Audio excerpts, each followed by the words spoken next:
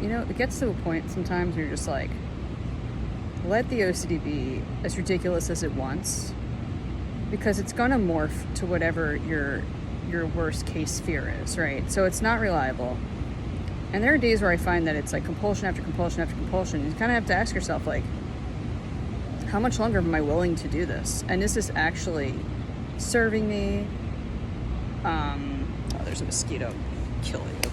I'm outside, and I hate mosquitoes. Anyway, like, it gets ridiculous after a while, and you start to realize the more you give into it, kind of like a toddler that just like is like, I want this candy, I want, like, you satisfy that one thing they want, and then they go on to the next thing, like, but I also want this chocolate bar, and I want this gummy bear, and I want this and this and this. It's really like OCD is basically a spoiled brat, and I think it's coming down to that it wants you, like, we've been so accustomed to spoiling it our whole lives, or however long you've dealt with OCD. So it becomes down to, like, how long do I want to spoil this child that's in my mind? How long do I want to give in to this?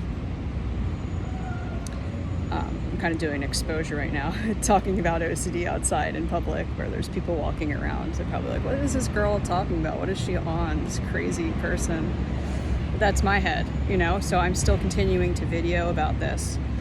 But it's really about treating, I think this metaphor will help. It's kind of helping me right now. It's like viewing your OCD as a spoiled child, spoiled brat.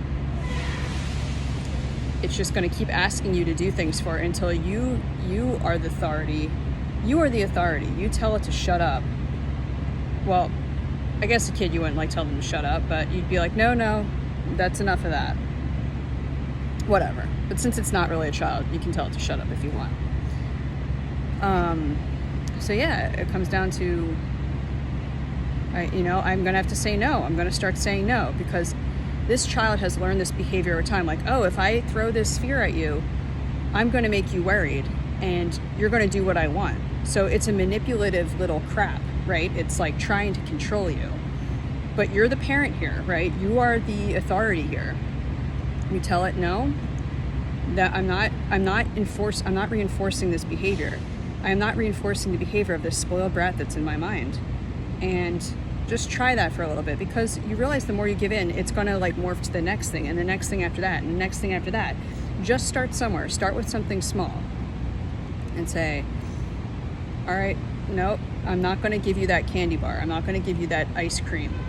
We're going to stop this. Like, this is, like, I'm the boss here, not you.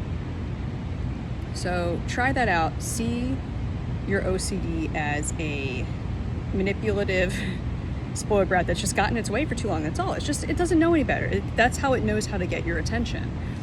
So you now have to train it. Train this habit of yours, not yours, of the OCD, that you're not going to put up with this. I hope this is helpful. I will talk to you soon.